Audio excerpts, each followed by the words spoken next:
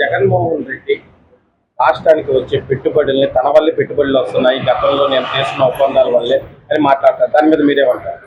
వాడు పాడే వాడు పచ్చిభద్ర వస్తున్నాయి పెట్టుబడులు, వాడు చూసి పెట్టుబడి వస్తుంటే సింగపూర్ లేరు. మరి రాజధానిలో సింగపూర్ లేరు. ఏంది ఆయన చూసి వచ్చేది? ఉన్నాళ్ళు మొత్తం పరారైపోయారండి. మేము చెప్పేది వాస్తవాలు. వాళ్ళకి మళ్ళీ అబద్ధాలు చెప్పి అబద్ధాల మీద బతికేవాళ్ళం కాదు. మేము మట్టి పిసుకునే రైతులు. మేము ఖచ్చితంగా ఆయన మూలాన సింగపూర్ వాళ్ళు పరారైపోయారు. వాళ్ళు 1600 ఎకరం వాళ్ళది. వాళ్ళు అది వదిలేసి పరారైపోయారు. ఇంకా చాలా మంది పెట్టుబడిదారులు పరారయ్యారు. తల్లి చెల్లినే బెల్లగొట్టి బదాటో తార్ రోడ్డు మీద పడగొట్టిన వాడికి వీడికి విలువలు లేచి కంపెనీలు వీడి మాటలేని రాటమా ఈఎం గారికి అన్నం ఎట్లా పోతున్నాడు. వాడికి ఎన్ని అబద్ధాలైనా ఆడతాడు. వీడి మాటలేని పరారైపోయారు. కాకపోతే ఈ అబద్ధాల మీద బతుకుతున్నారు కాబట్టి అబద్ధాల మీద అబద్ధాలు చెబుతున్నారు. అంతే. జగన్మోహన్ రెడ్డి చేసిందే లేదు ఈ రాష్ట్రానికి. ఏం లేదు పాపం. అప్పుడు ఆయన అక్కడెక్కడో వెళ్ళి ఆహ్వానించి వచ్చాడనమాట. అక్కడి నుంచి అడుగులో అడుగేసుకుంటా నడుచుకుంటా వచ్చేసరికి మరి 4-5 ఏళ్ళు టైం పట్టిందనమాట. ఇప్పుడు వచ్చి ఇక్కడికి నడుచుకోవటం రీచ్ అవటం అయిందనమాట. రాష్ట్రం అభివృద్ధి చెందాలంటే ఏం చేయాలా అని కాకుండా కక్షపూరిత రాజకీయాలు చేసి గూగుల్ గాని అదాని సెంటర్లను గాని వైజాగ్ నుంచి తరిమేటట్టు చేసి ఇవాళేమో మరి అవి కూడా ఇక్కడికి వచ్చినాయి అంటే ఇంతకు ముందు రోజుల్లోనే నేను ప్రపోజ్ చేస్తే అవి ఇప్పుడు వచ్చినాయి అన్నావు. రీచ్ అవటం అయిందనమాట.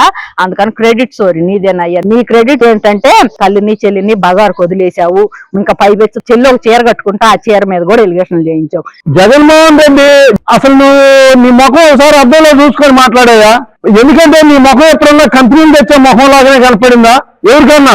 నీ ముఖం చూస్తే జేబులు కొట్టేవాళ్ళు వీళ్ళు కనపడతాయి. కానీ ఒక్కసారి నీ అమాయకంగా నువ్వు నటించిన అమాయకత్వానికి మోసపోయి జనం ఓట్లేసి నువ్వు ఒక్కసారి సీఎం అయ్యే గానీ నీ చిన్న ఆయన చంపి నీ నాన్న కూడా చంపుకుంటావు. పోతే నీ నాన్న చంపినట్టు నీ అర్థం ఉంటుంది అనిపిస్తుంది. ఇప్పుడు చూస్తుంటే ఇవన్నీ సమస్యలను పట్టుకొని చూస్తుంటే మిట్టల్ కంపెనీ నువ్వు తీసుకొచ్చావు, భోగాపురం ఎయిర్పోర్ట్ మీరు తీసుకొచ్చారు, గూగుల్ మీరు తీసుకొచ్చారు.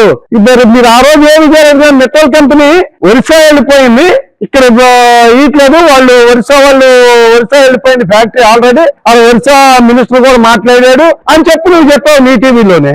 మరి ఇవాళ తీసుకొచ్చి మిట్టల్ని మేమే ఆయాలు తీసుకొచ్చామన్నావు. భోగాపురం ఎయిర్పోర్ట్ గురించి అంటే చెప్పావు. ఇక్కడ ఇంటర్నేషనల్ ఎయిర్పోర్ట్ ఎందుకు అని చెప్పి చంద్రబాబు నాయుడు అన్నావు. మరి భోగాపురం ఎయిర్పోర్ట్ కి అంత వ్యతిరేకంగా మాట్లాడినాడు.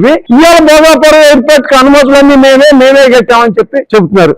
కొంచెమన్నా సిగ్గు శరం శివుని ఎత్తులు ఉన్నాయా నీకు? ఏమైనా మానవ మర్యాద ఏమన్నా ఉందా? మరి నీ ఇంట్లోనే గెలవలేదు. ఇప్పుడు నీ తల్లిని చెల్లినే చదివించలేక వాళ్ళని బయటికి నెట్టేసి నోడివి నువ్వు ఇవన్నీ చేస్తావా? బుద్ధి జ్ఞానం ఏమాత్రం ఉండవు. వైఎస్ఆర్ పార్టీ కార్యకర్తగా నాయకుడిగా ఉండదు. అది పని అయిపోయి సక్రమంగా నడిచి ప్రజల్లో సానుకూలం ఉంటేనే ఉన్నా వాళ్ళది ప్రజల్లో వ్యతిరేకత తీసుకురావటం కోసం ఈరోజు చేస్తున్నావు. ఇందాక ప్రెస్ మీట్ లో ఏం చెప్తున్నావు జగన్మోహన్ రెడ్డి? వాళ్ళు అసెంబ్లీలో బిల్లు పాస్ అయ్యి పార్లమెంట్ పంపించిన బిల్లుని మళ్ళీ మేము అసెంబ్లీలో పెట్టి బిల్లుని మళ్ళీ క్యాన్సిల్ చేయలేమా అంట. అంటే ఇంకా అమరావతిని క్యాన్సిల్ చేద్దామని నువ్వు అసలు ముఖ్యమంత్రి అవటం ఇది ఉందా? నువ్వు అసలు మళ్ళీ రేపు ఎలక్షన్ లో పోటీ 2029లో నువ్వు పోటీగా చేయలేరు. చూడు, జగన్మోహన్ రెడ్డికి ఈ మధ్య సరిగ్గా బుర్ర పని చేయట్లా. మన దాకా 3 రాజధానులు అన్నాడు. ఇవాళ రాజధానిలో ఏం చేయాలంటాడు? ఆయన ఏం పోయింది, బెంగళూరులో ప్యాలెస్ ఉంది, బెంగళూరులో ఉంటాడు. మేము ఇక్కడే ఉండాలి, ఇక్కడే తిరగాలి. బెంగళూరు హైటెక్ సిటీలో ఉండే వాళ్ళకి ఏం తెలిసింది? జగన్మోహన్ రెడ్డి చేసింది అసలు ఏమీ లేదు. జగన్మోహన్ రెడ్డి అసలు అమరావతి ఎందుకు రాజధాని రోడ్డు పక్కన ఎక్కడ డెవలప్ చేయొచ్చు కదా, ఈ డెవలప్మెంట్ కి ఎందుకు ఇంత పెడుతున్నారు అంటున్నాడు జగన్మోహన్ రెడ్డి. 5 సంవత్సరాలు ఈయన ఏం చేశాడు? ఈయన ఏం బెక్కలు కూడా బెక్కలేదు. ఏం చేయరు? మళ్ళీ ఈయన గెలిచాడు కావాలని చెప్పి గెలిపిస్తున్నావు చేస్తున్నాడు. నువ్వు వద్దన్నాడువి 3 రాజధానులు కావాలి పెట్టాలని చెప్పి ఎందుకన్నా నువ్వు? ఈయన మూలానే కొన్ని పోయినాయి. అది వచ్చానగా రద్దు చేయడానికి ఈ రాడిక ఎట్టి పరిస్థితుల్లో రావడానికి వచ్చే ఇంకా నాశనమేగా. ఏమండి గడిచిన 5 ఏళ్లలో ఎన్ని పెట్టుబడులు వెనక్కిపోయినాయో ఎన్ని ఇదైనాయో మాకు కొంచెం కొద్ది తెలుసు. మేము చదువుకోపోయినా చూస్తానే ఉన్నాం. అన్ని కూడా తెల్లజేవి లాంటి మంచి కంపెనీనే తరిగి కొడతానికి ప్రయత్నం చేశాడు.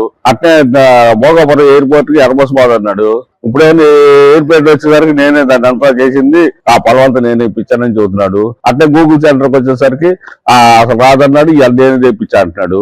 ఏం చెప్పుకుంటా ఇట్లాంటి మాటలన్నీ కూడా. మిట్లాన్ని అసలు నేను ముందరేమన్నా మిట్ల రాదు ఏమి రాదు అంత మిథ్య అని చెప్పాడు. లోకేష్ మిథ్య ఆడతాడు అంత అబద్ధాలు అని చెప్పాడు.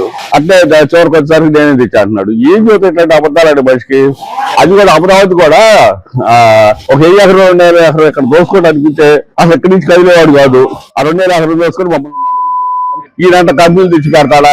ఇంకా అతను అట్లా కంపెనీలు తెచ్చాడంటే ఎట్లా నమ్ముతాము? ఎప్పటికప్పుడే అన్ని అబద్ధాలు, అన్ని సామాన్యుడు కూడా ఇంత అబద్ధాలు ఆడటం. ఆయన ఉన్న 5 ఏళ్ళు వచ్చినాయి, మనం చూసాము. అందరికి ఉద్యోగాలు వచ్చినాయి, బాగా బాగుపడిపోయారు. మా పిల్లలందరూ కూడా ఇలా హైదరాబాద్ పోయి జాబులు చేసుకుంటున్నారు.